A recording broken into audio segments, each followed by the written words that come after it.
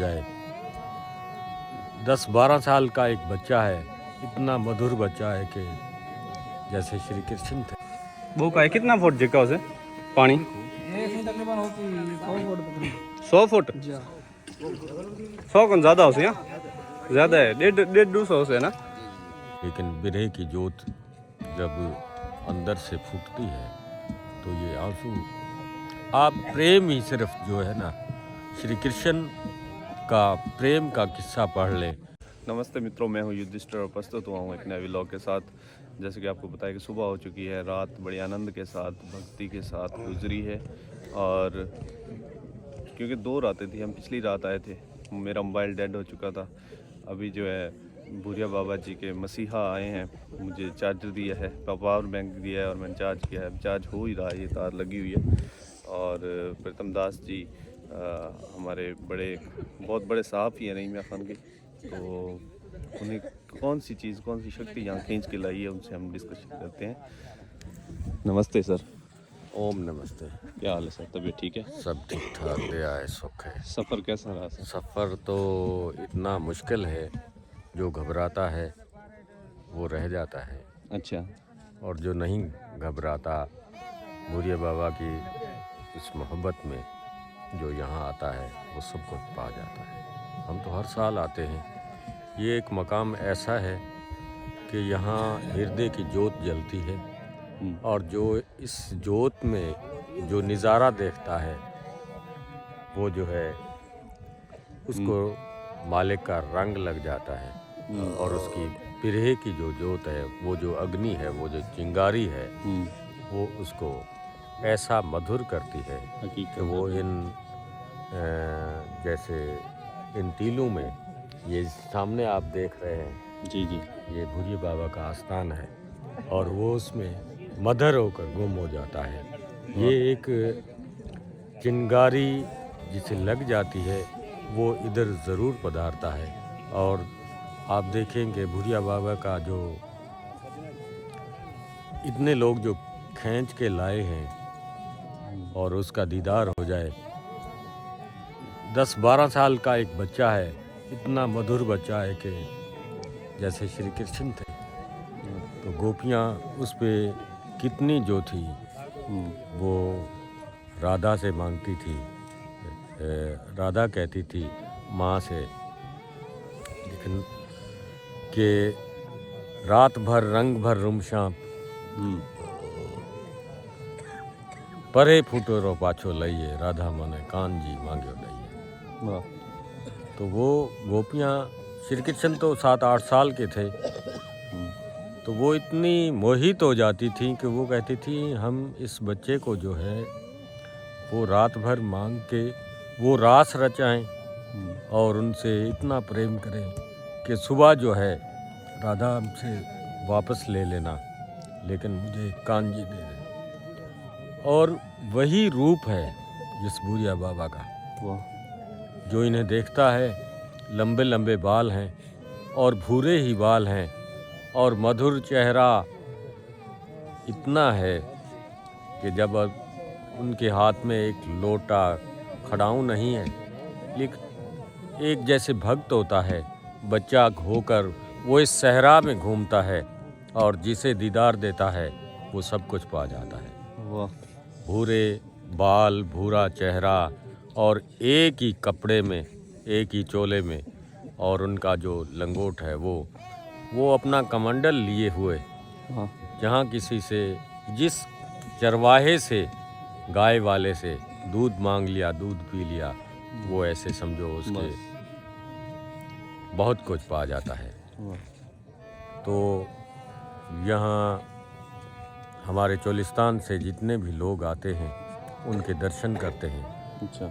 जो सच्चे हृदय से उसका दर्शन कर लेता है वही सब कुछ पा जाता है। और एक कशिश है इस रेत में, इस रेत के टीले पे आपको मंदिर नहीं मिलेगा, लेकिन इस टीले के अंदर कई मंदिर हैं। वाह, हकीकत है, ये तो हमने देखा है। तो ये जगह जो है, जो नहीं देख पाया वो इस जगह पे आए, दर्शन करे और उसके हृदय के पट सब खुल जाएंगे। ये काल क्रोध झगड़ा फसाद, मन जब निर्मल हो गया, शांति मिल गई, चाहत खत्म हो गई, तो उसमें विभोरता आती है, उसमें प्रेम जागता है। बस ये प्रेम का एक टीला है जो जहाँ पहुँचता है उसकी जो है मनोकामनाएं।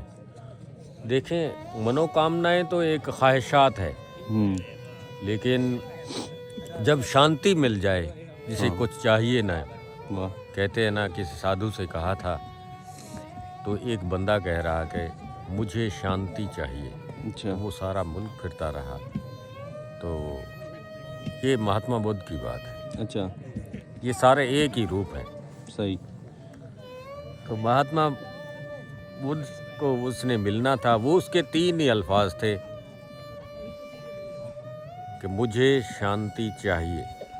3 साल फिरता रहा, 4 साल भटकता रहा बन, लेकिन वो महात्मा बुद्ध उन्हें ना मिले। तो एक दिन पहाड़ी पे बैठे हैं, सही। वो अपनी भक्ति कर रहे हैं। तो ये जब जाके पहुँचे हैं तो उनसे कहा कि आप महात्मा बुद्ध हैं? उन्होंने कहा जी मैं ही बुद्धा हूँ। तो उन्होंने कहा मैं भटक रहा हूँ, खोज रहा हूँ, लेकिन मुझे शांति चाहिए। तो उन्होंने कहा मुझे भी काट दें, चाहिए भी काट दें, वाह, और आपको शांति मिल जाएगी। वाह वाह वाह। तो ये भूरिये बाबा मनोकामनाएं पूरी करते हैं। ये एक नारियल जो है वो भेंट में मांगते हैं, दूध का कलश हो या और कुछ नहीं।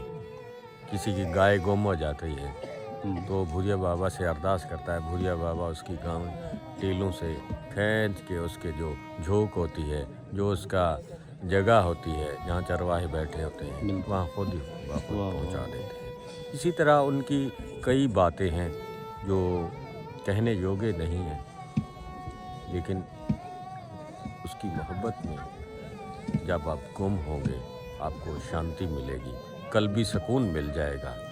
और जो 12 साल या पूरी उम्र भक्ति करते हैं, भक्ति भाव में उनका मन विभोर नहीं होता, वो इधर आके सिर्फ एक नमस्कार करने से उनको शांति मिल जाती है। प्रीतम दास जी, मैंने अभी देखा आपकी आंखों से आंसू नहीं रुक रहे थे, इसके पीछे क्या है? मतलब इतनी श्रद्धा से आप आए हैं।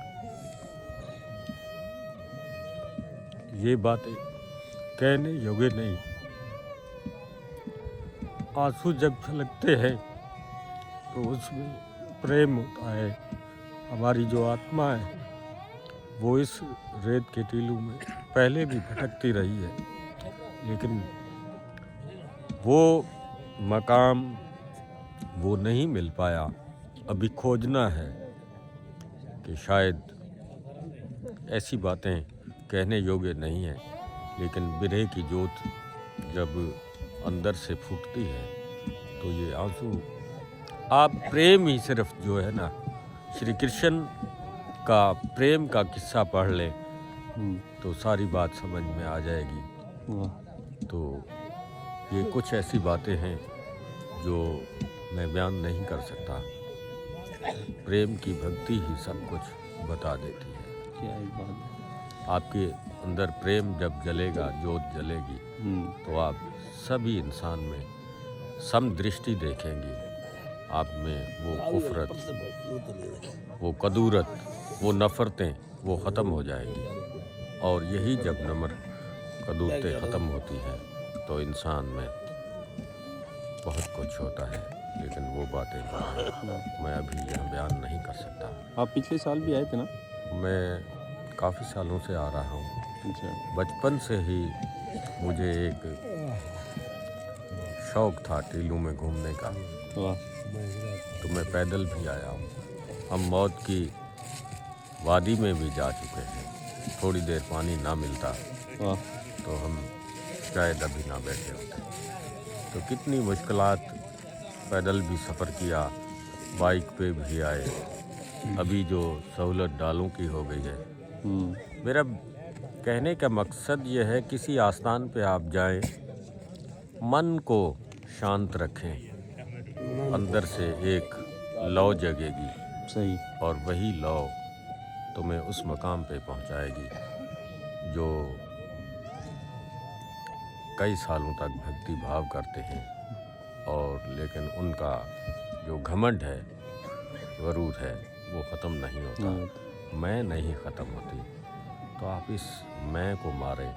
जब मैं मर गई तो परमात्मा वाह, मिल जाएंगे। भगवान आपकी जो है ना सारी प्रार्थनाएं जो आप लेके आए हैं वो पूरी करें और आपकी जो ये यात्रा है वो सफल करें, भगवान से यही प्रार्थना है। तो दोस्तों बाकी बातें भी करेंगे, तो व्लॉग भी लंबा हो रहा है, तो मिलते हैं नेक्स्ट व्लॉग में। धन्यवाद, शुक्रिया।